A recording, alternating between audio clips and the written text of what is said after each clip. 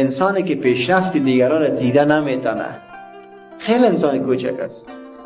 یک کسی دوستش، رفیقش، قوم خویشش، همسایش، هر کی بالاخره هست، یک قدم، دو قدم، 10 قدم پیشروی کرده در هر زاویه‌ای که بوده است، این نفر ناراحت شده است.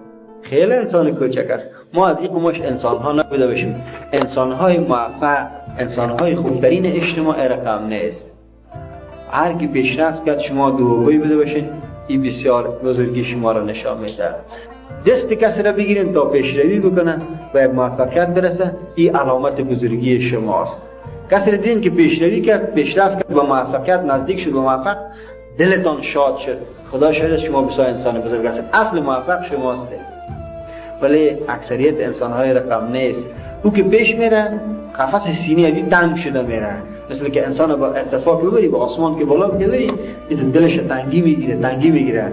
انسان‌ها یک وقت ارتفاع میگیرن، پیشروی میکنن، دل ما را تنگی میگیره.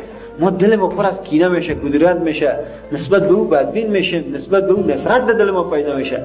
چی گپ شده؟ او رفیقت است، او دوستت است، او برادرت است، چرا این گونه حالت باطنت پیدا شده؟ دیگه این حالت به خاطر پیدا شده ما یک انسان بسیار ضعیف بیچاره هستم، ما یک انسان مریض هستم، ما یک انسان دردمند هستم، ما یک جوان بسیار متاسفانه دیگه کمبخت هستم.